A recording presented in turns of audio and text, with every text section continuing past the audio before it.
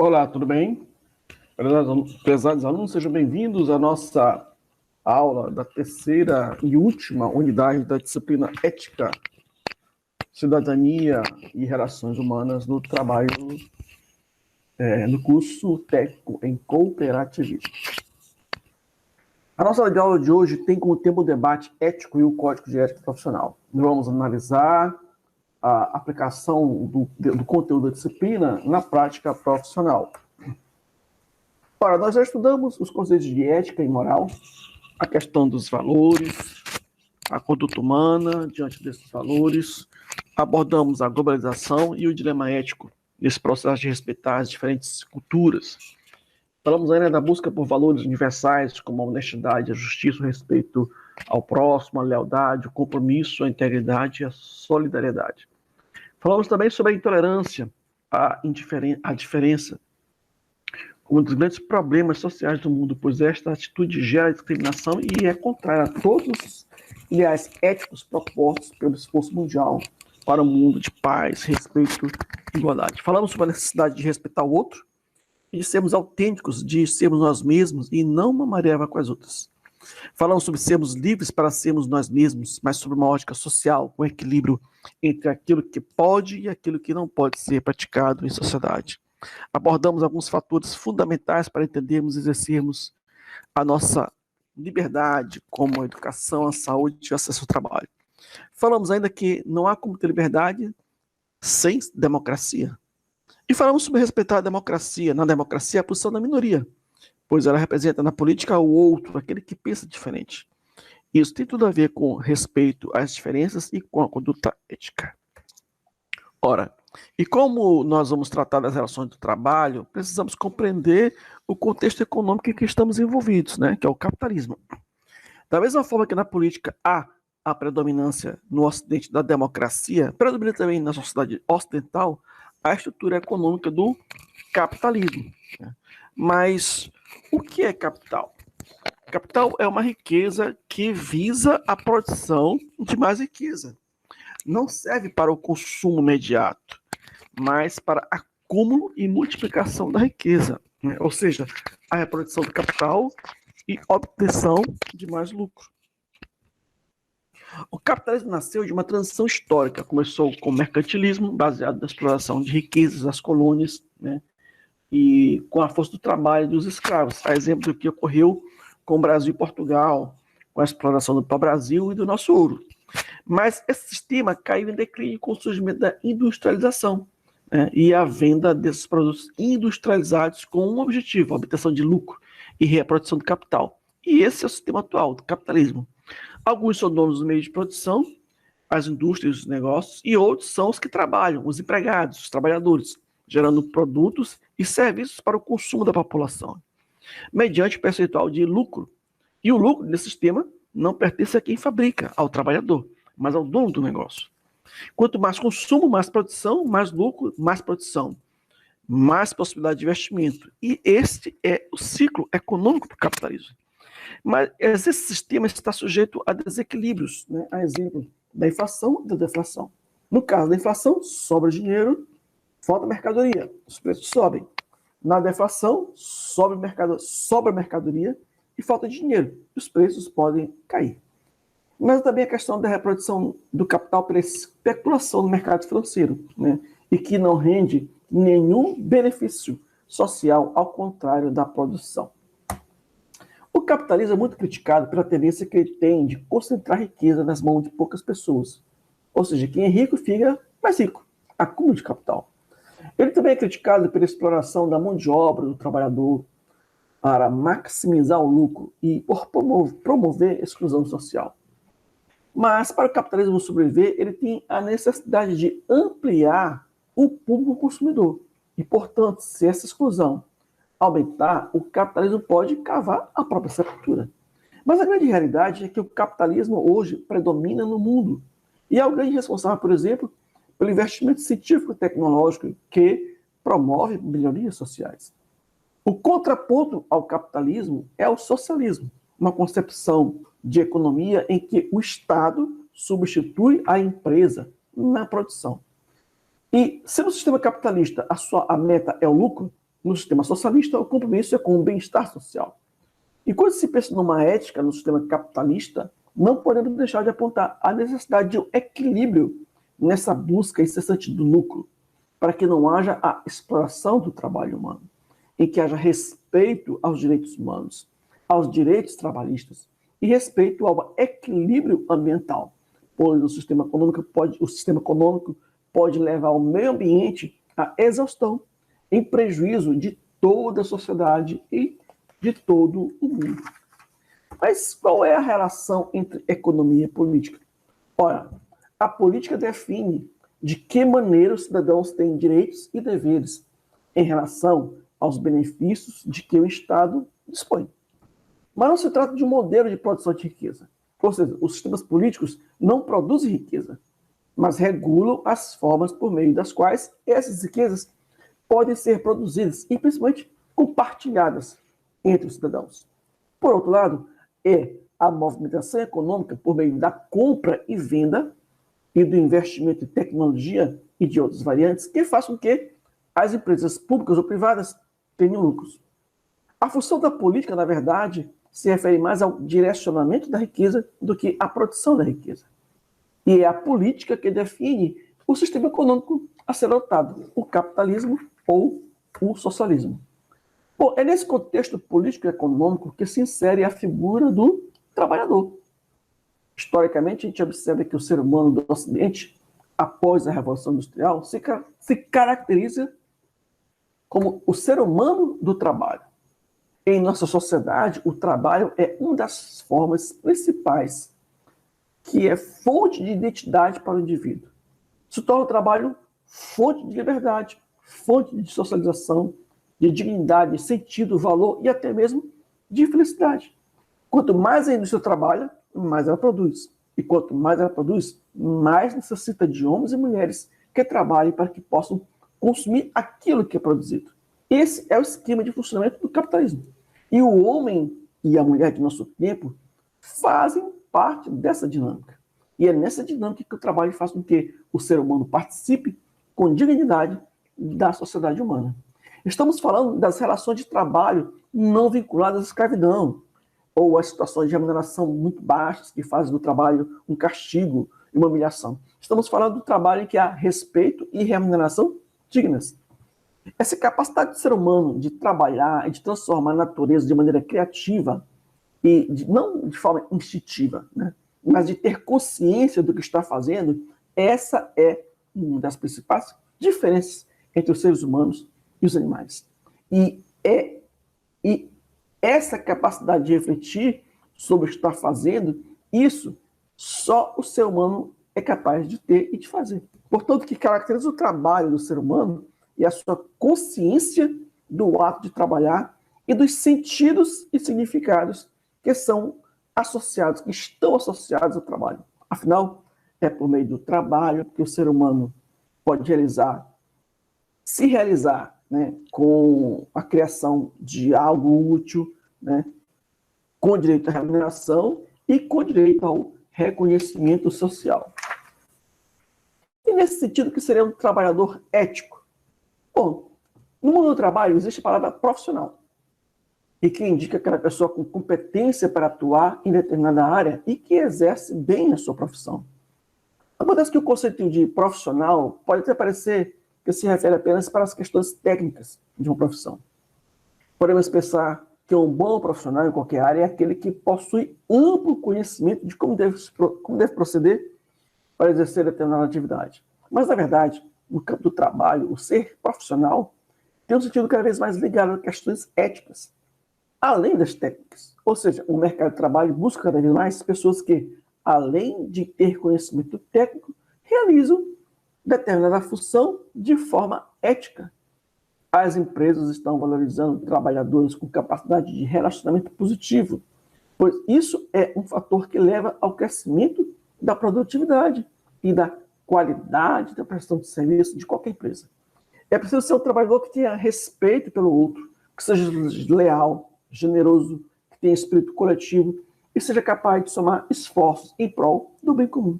Ser ético, portanto, é uma exigência do mercado de trabalho. pois só uma pessoa ética poderá ser um profissional ético. Mas não podemos falar de ética nas relações de trabalho sem nos ater à questão das novas tecnologias. A princípio, a intenção de quase todo o desenvolvimento tecnológico visa ao bem-estar da humanidade. Talvez a maior parte das exceções esteja na questão da indústria de armamentos, né? Mas, de uma maneira geral, a ciência trabalha buscando novas soluções para uma vida melhor. Como seria a vida atual sem os avanços tecnológicos? Já imaginaram um mundo sem um plástico? Sem um aparelho de TV? Sem telefone, celular, sem computador, sem vacina? Sem tantas descobertas no campo da genética, da robótica, da física, da química? A grande verdade é que a tecnologia nos trouxe soluções, criou um mundo com novas relações, novas possibilidades. Porém, juntos vieram novos problemas que não existiam. Portanto, toda ação humana em relação à tecnologia deve ser objeto da ética. O uso da energia atômica, por exemplo, pode ser bom ou pode sim para a humanidade. Depende da conduta humana. Se é para fornecer energia elétrica, né, para centenas de milhares de pessoas, ou se é para construir a bomba atômica.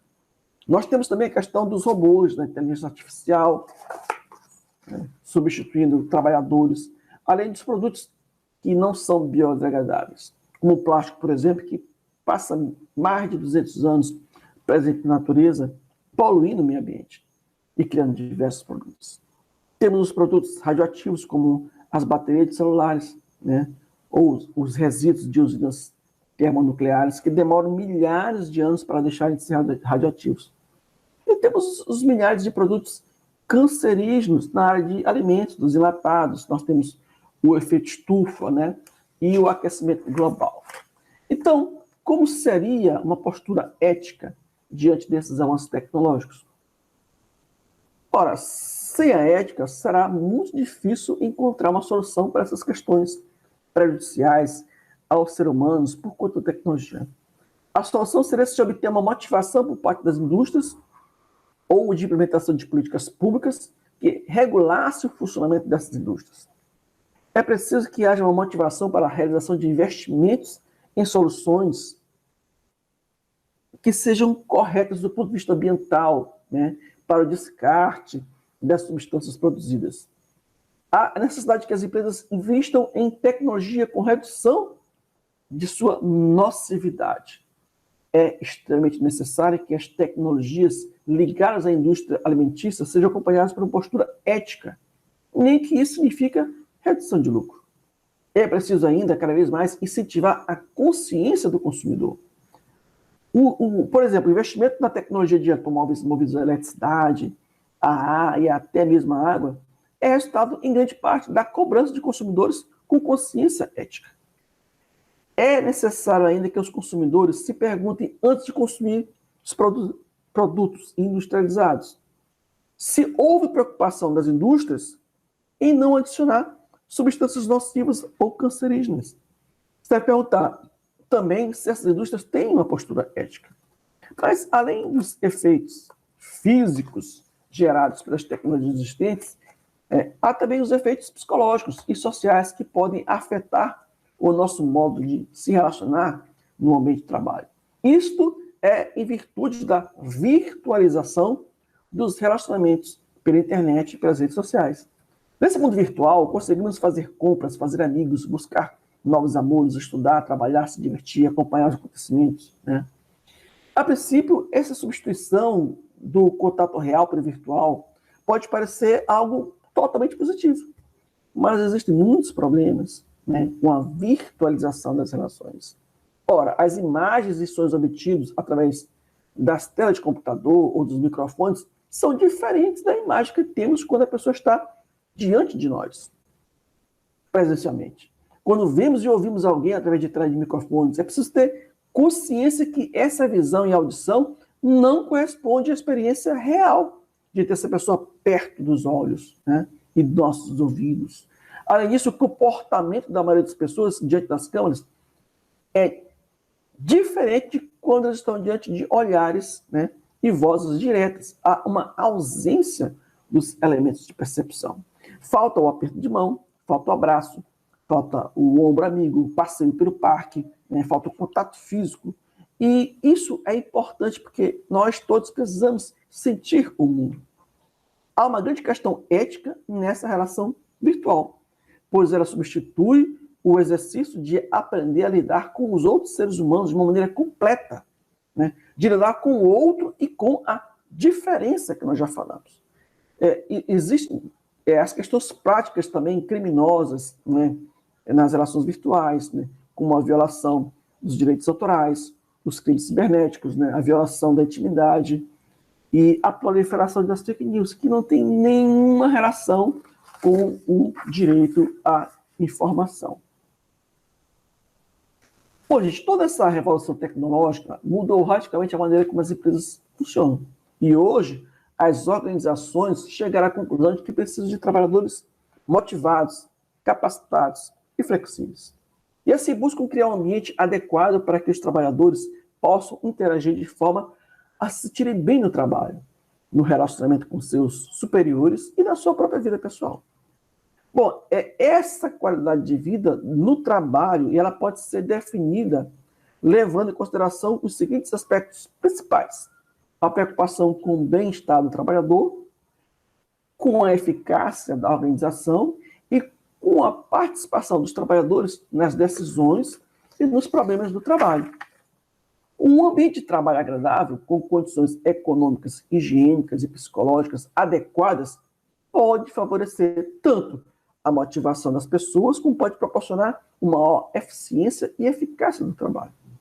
O clima e a cultura organizacional são as características ambientais de cada organização. Esses dois aspectos da vida empresarial influenciam tanto o relacionamento no trabalho, como também a vida pessoal dos trabalhadores. O estilo de liderança também influencia, né, de forma contundente, o ambiente de trabalho. Muitas vezes as pessoas preferem trabalhar com chefes com estilo de liderança motivador e democrático, mesmo ganhando menos, do que trabalhar com líderes autoritários, injustos, e que se ganhe um pouco mais. Na realidade, os planos de remuneração são importantes, mas eles não são suficientes para melhorar o clima organizacional. Outra questão importante nas relações de trabalho relaciona-se com os fatores que levam ao sucesso profissional. Ora, durante muito tempo, os estudiosos do comportamento humano acreditavam que a capacidade de inteligência das pessoas podia ser medida e também determinava o futuro de sucesso ou fracasso profissional.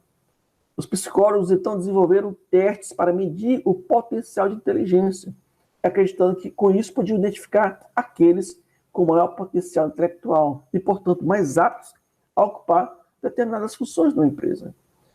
Esse teste de coeficiente de inteligência, o QI, apesar de ainda de ser usado, ele perdeu a importância no que se refere à validade de suas conclusões. Porque, ao longo dos últimos anos, foi detectado, através de estudos, que muitas vezes pessoas com alto grau de QI não conseguem sucesso profissional, nem pessoal. E, além disso, foi identificado que pessoas com baixo QI atingiram o sucesso profissional. Então, para tentar entender isso, estudiosos conseguiram identificar que os profissionais mais bem-sucedidos, independentemente da área de atuação, possuem características de comportamento comuns, similares, principalmente no que se refere ao controle das emoções e às habilidades de lidar com as pessoas. Assim, o psicólogo Daniel Goleman desenvolveu um conceito de inteligência emocional.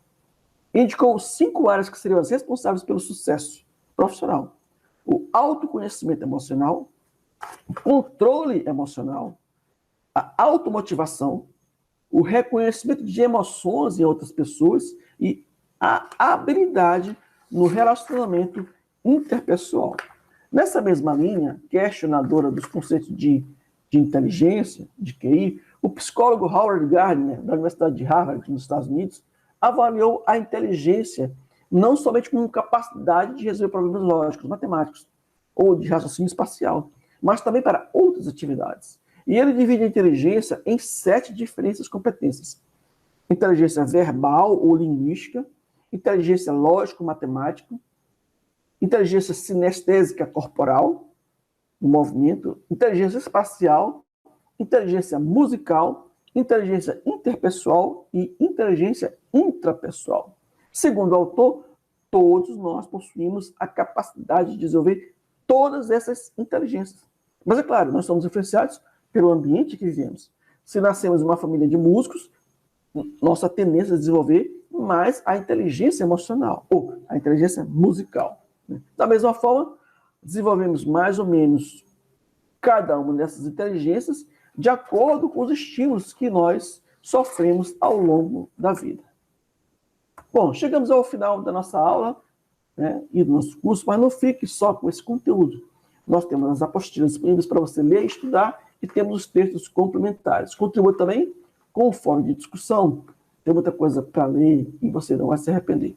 Um grande abraço e até a próxima oportunidade.